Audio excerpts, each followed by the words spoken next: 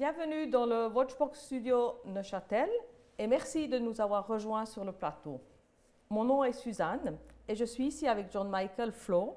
John Michael est un jeune horloger, un talent horloger, un concepteur, innovateur hors pair et il surprend. John Michael, bienvenue chez nous au studio ici à Neuchâtel. Pourriez-vous vous présenter à notre audience? Bonjour, merci pour votre accueil aujourd'hui sur le plateau. Oui, alors je m'appelle John Michael Flo, j'ai 28 ans, je suis français et je suis créateur horloger spécialisé dans la mécanique artistique et horlogère, à savoir des horloges un peu insolites à mi-chemin avec le monde des automates et une mécanique un peu poétique. Alors, comme je disais, je suis français et je ne suis pas originaire de la région de l'horlogerie. Donc la Franche-Comté et la Suisse et ainsi que l'Allemagne du Sud. Je suis originaire de l'ouest de la France, donc une région qui n'est pas du tout ancrée dans l'horlogerie. Et pourtant, je suis tombé dans ce métier parce que quand je l'ai découvert, c'est tout de suite été une véritable passion. Une passion de l'horlogerie, donc vous dites vous venez de la Bretagne, donc qui n'est pas à la porte à côté d'ici. Au moins 1000 km. Oui, exactement. Alors, la passion, mais comment vous avez trouvé cette passion pour l'horlogerie? En fait, je pense que le métier d'horloger, quand je l'ai découvert, correspondait à quelque chose que j'avais à l'intérieur de moi depuis toujours. Est-ce que c'est un patrimoine génétique mécanique enfermé? Je ne sais pas comment on peut le définir.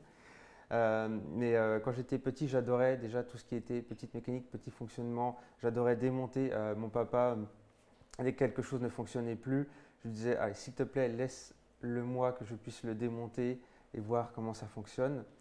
Et quand j'ai découvert déjà premièrement un peu le monde des automates avec un artiste justement en Bretagne qui s'appelle le Poète Ferrailleur, qui fait des automates un peu à la Tinguely avec de la récupération et puis qui sont des mécanismes très poétiques, j'ai déjà été très touché et je me suis dit c'est quelque chose dont je veux m'inspirer dans le futur. Je voudrais travailler dans un univers comme ça de mécanique poétique. J'étais vraiment touché et ensuite j'ai aussi découvert l'horlogerie à Fougères, une petite cité aussi bretonne, chez un petit horloger qui avait un musée. Et j'ai tout de suite vu que la mécanique horlogère, les montres, tout de suite ça m'a touché et j'ai voulu en savoir plus, j'ai voulu apprendre ce métier. Et enfin, pour finir, quand j'ai découvert ce métier-là, lors d'une simple visite, une porte ouverte en fait, au lycée Jean Jaurès, un lycée qui apprend le métier d'horloger depuis 1948 et qui mériterait être connu. Quand j'ai vu les apprentis travailler, leur méthode de travail et sur quoi ils travaillaient, je me suis tout de suite dit je ne peux plus faire autre chose. Ça va être le métier de ma vie. En fait, c'était une vocation dès le début. Donc, vous avez fait une formation horlogère par la suite et puis vous êtes installé tout proche de nous, donc de la frontière suisse. Ça, c'était quand? Alors, je me suis installé dans la région en 2010. Et la raison est assez simple. D'abord, en Bretagne, comme je vous disais, oui, ce n'est pas la région de l'horlogerie. Et je voulais poursuivre en fait mes études jusqu'au diplôme des métiers d'art, qui est une formation qui était dispensée uniquement au lycée Edgar Faure de Morteau, donc lycée d'horlogerie français, qui est d'ailleurs à quelques kilomètres de la frontière suisse. Hein, tout est lié un peu dans l'horlogerie. Et donc j'ai fait cette formation durant 2 ans, très intéressante, qui m'a beaucoup apporté. Et évidemment, naturellement, j'ai immédiatement trouvé du travail de l'autre côté de la frontière, puisque habitant juste à côté, c'était une démarche fluide, j'ai envie de dire. Et j'ai commencé chez Ulysse Nardin. Chez Ulysse Nardin, oui. Et puis là, vous avez réalisé vos premières créations. Et donc ça, c'est ma prochaine question. D'où c'est que vous prenez l'inspiration pour vos créations? Au début, je pense que tout part d'une intuition. C'est-à-dire que dans les grandes marques, les grandes sociétés, on commence toujours avec un cahier des charges, avec des codes, on a des réflexions, des séances. Et justement, quand on fait de la création comme moi, on n'a pas du tout ce côté très réfléchi, très marketing. On est d'abord dans l'intuition, dans l'émotion. Toutes mes idées partent au départ d'une intuition. Et si je faisais quelque chose sur ce thème, et si je travaillais là-dessus, j'ai senti au fond de moi que Ça bouillonnait, là, enfin, le cœur, la tête, et je pars sur une idée. Et ensuite, à partir de cette intuition, c'est toujours d'une émotion hein, qu'on part, et bien là, je commence à m'inspirer d'univers qui sont proches. Par exemple, pour la car clock, j'ai voulu partir sur l'univers de l'automobile. Donc, après l'intuition, l'émotion, après la volonté de faire quelque chose, je commence à regarder tout ce qui existe sur l'univers de l'automobile et à m'inspirer, à brasser un peu tout. Je pense qu'il faut, quand on fait de la création, être ouvert en fait, à un maximum de choses. Il faut prendre le temps d'assimiler et il ne peut pas y avoir qu'une seule source d'inspiration. Elles doivent être multiples, je pense. Donc, ça pourrait être, comme vous dites, l'automobile, ça pourrait être la nature, le Exactement. mouvement que vous trouvez qui inspire pour de nouvelles créations. C'est un thème qui est souvent différent à chaque fois. Oui. Ok. Combien de temps cela vous prend depuis la première idée au développement et jusqu'à la réalisation de cette première pièce en quelque sorte? Alors, tout est relatif. Je vais répondre, la réponse un peu passe-partout qu'on n'aime pas trop, ça dépend. Alors, ça dépend. Entre la toute première idée en général et puis un prototype fini, on peut dire qu'en moyenne, je mets 1 an. Mais en réalité, ça peut varier du tout au tout parce que je n'ai pas une méthode de travail. Je me lève le matin à telle heure, je vais travailler toute la journée sur ce projet-là, ensuite je vais passer à un autre. Je pense que quand on fait de la création, pour respecter son émotion de départ, son intuition, je reviens toujours à ça, c'est pas toujours facile, on a tendance à s'éloigner face aux difficultés techniques, etc. Et je pense que pour progresser dans la création de la pièce, surtout quand on est encore au dessin, il faut laisser le temps au temps. Des fois on est bloqué dans certaines situations et finalement on a la réponse dans un moment complètement inattendu alors qu'on n'est pas au bureau. Enfin, je pense vraiment, pour moi la création ça se fait dans l'esprit, ça se fait tout le temps. Ça peut être en marchant dans la rue, c'est vrai que la nature, j'aime bien me balader dans la nature, ça me donne une source d'inspiration des fois, ça permet de mieux réfléchir. Je ne crois pas à la création devant un bureau où on est coincé devant l'ordinateur de telle heure à telle heure. Je pense que on ne peut pas rationaliser le temps, mais moi j'essaie en général de mettre à peu près 1 an pour pouvoir créer plusieurs projets en fait et pas rester coincé non plus. Ok. Le premier prototype, est-ce qu'il est entièrement réalisé par vos soins ou vous travaillez déjà avec des partenaires, des fournisseurs ou c'est vraiment vous, à l'occurrence comme pour le concept car qu'on voit ici, vous avez réalisé votre prototype vous-même? Alors pour le premier prototype, je dirais que c'est aux 3/4 moi-même. Il y a toujours des composants qu'on est un peu obligé d'acheter parce que d'une part, c'est très difficile de les fabriquer ou alors ça se révélerait extrêmement onéreux. Donc il y a certains composants que j'achète en Suisse, bien évidemment, et quelques-uns aussi en Allemagne. Mais pour la plupart, pour un prototype, oui, pour les 3/4, c'est réalisé par mes soins dans mon atelier. Sur une production, on est sur des très petites séries, hein, je ne veux pas dépasser 10. Là, je travaille un petit peu plus avec des sous-traitants, je dirais qu'on est plus sur le moitié-moitié. Moitié pièces faites à l'atelier, moitié pièces faites à l'extérieur. Si je prends le projet de la voiture, vous l'avez créé en ayant un client en tête ou vous l'avez créé parce qu'il vous appartenait dans votre intuition? Pas du tout. Toutes mes créations, et ce sera comme ça pour toujours, ça part toujours d'une émotion, d'une intuition. Alors, il peut y avoir un client qui, après une discussion sur une idée que j'ai déjà dans mon esprit, se dise « ça m'intéresse, on va continuer, on va faire quelque chose. Est-ce que vous pourriez travailler dessus ?» Et ensuite, je reviens vers cette personne, ce client, avec un dessin et voilà, ça se concrétise. Mais je ne souhaite pas travailler et je pense que ça nuit aussi un peu à la création d'avoir une demande précise, surtout si par exemple une grande structure, une manufacture qui viendrait, j'ai déjà eu des demandes, me demander de créer en fait, pour elle avec un cahier des charges précis. C'est quelque chose que j'ai vécu quand j'étais chez Ulysse Nardin et je trouve que c'est un frein à la création que je ne veux pas revivre. Et je pourrais l'expliquer un petit peu mieux après. D'accord.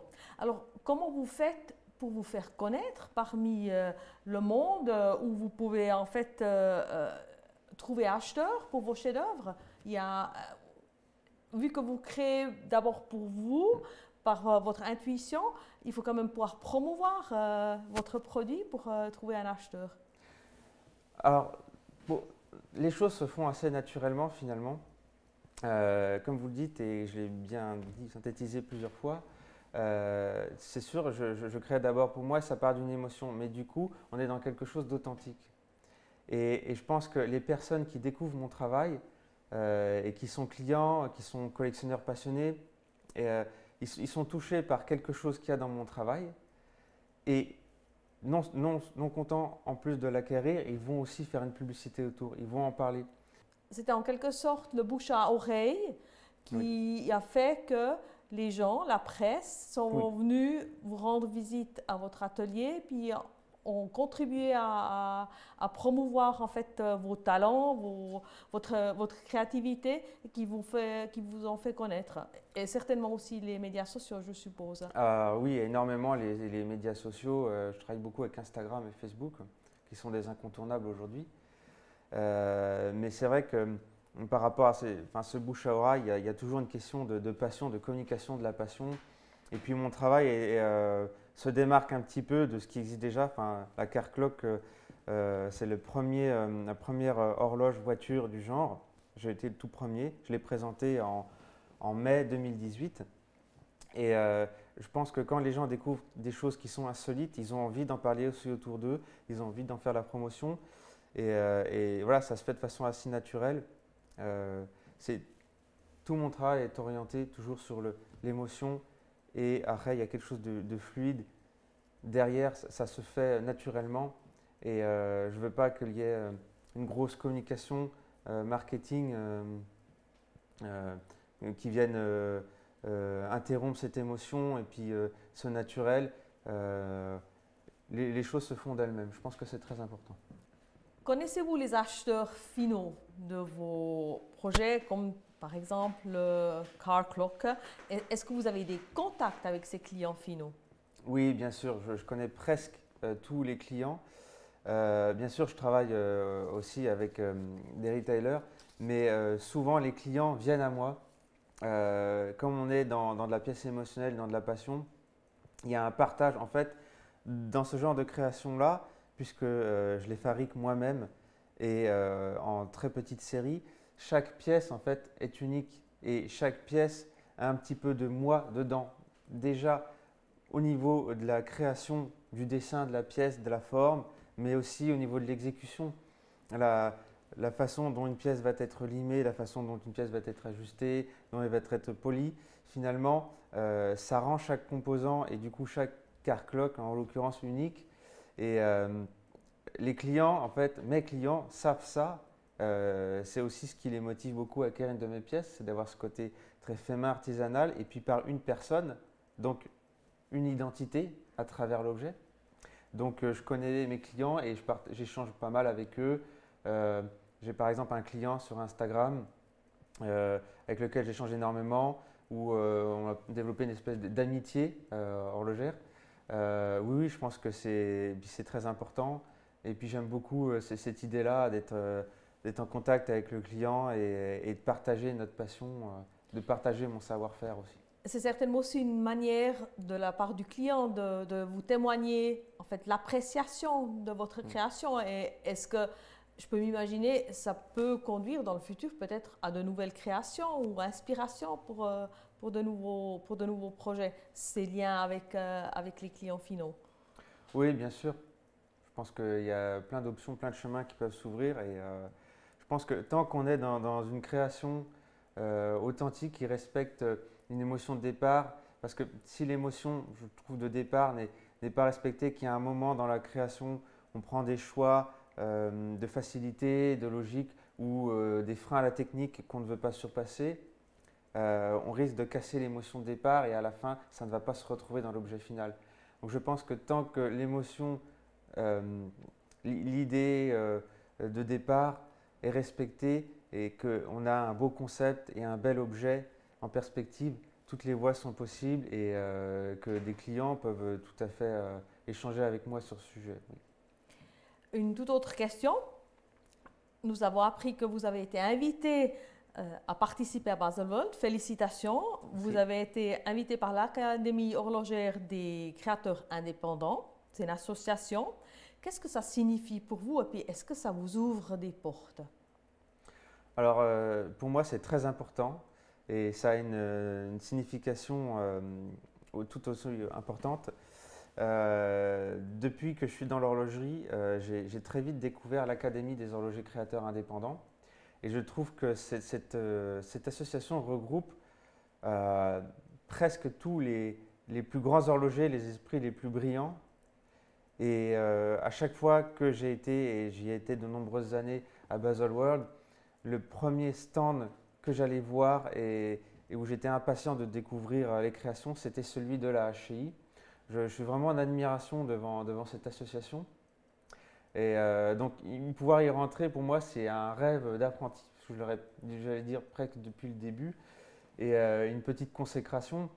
Alors, bien évidemment, là, il s'agit d'exposer. Après, il y a un vote de la part des membres qui décide si on est candidat. Et ensuite, au bout d'un certain nombre d'années ou d'exposition, on devient enfin adhérent. Donc, pour l'instant, je n'ai pas encore la réponse du vote. Donc, selon l'expression consacrée, ne vendons pas la peau de l'ours avant de l'avoir tué. Mais je pense que ça devrait bien se passer. J'ai des assez bons retours, des très bons contacts avec les horlogers de la HCI. Mes parrains sont, par exemple, pour les citer, Niki et Leta, qui fait des horloges justement très artistiques, donc on est un peu dans le même univers. Et puis mon autre parrain est Vincent Calabrese, mon fondateur, qui, lorsque je l'ai rencontré à Watch Fair du Luxembourg en 2018, m'a sollicité, m'a dit voilà, n'hésite pas à venir.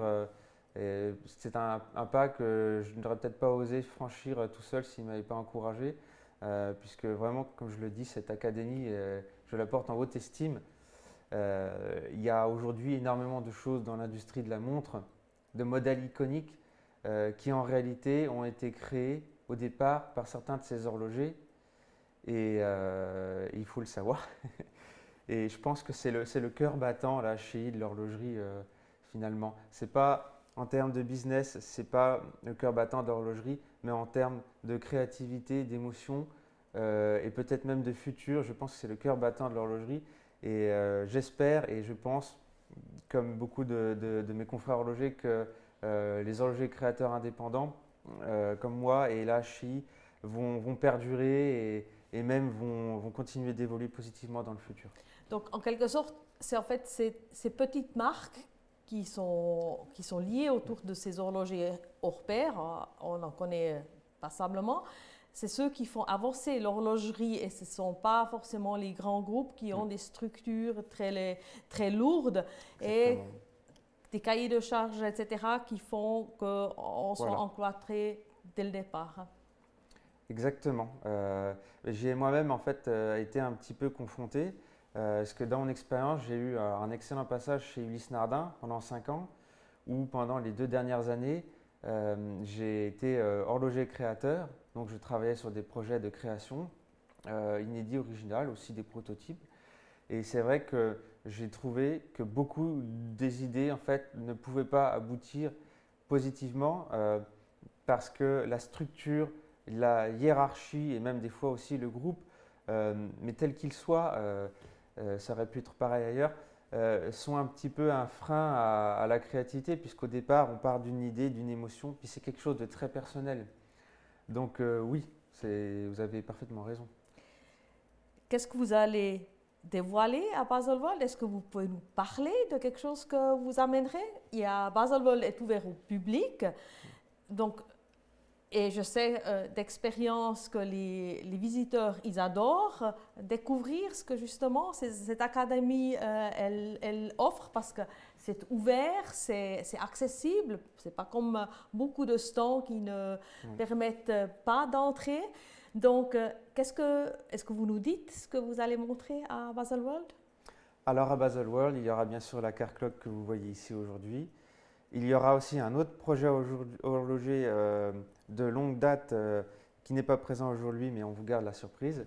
Et bien évidemment, j'espère bien pouvoir présenter, je travaille donc sur mon prochain projet, la suite de la Car Clock. Je vais rester pour ce prochain projet sur le thème de l'automobile qui est très publicité, mais avec une voiture totalement différente au niveau de la mécanique et de l'esthétique, mais avec des points communs, à savoir toujours un projet en petite série, donc 10 maximum, chaque pièce personnalisable, fait à la main et une mécanique qui est complètement conçue et fabriquée spécialement pour cette création-là, hein, pas de récupération de choses déjà existantes, déjà construites. Je construis tout depuis le début.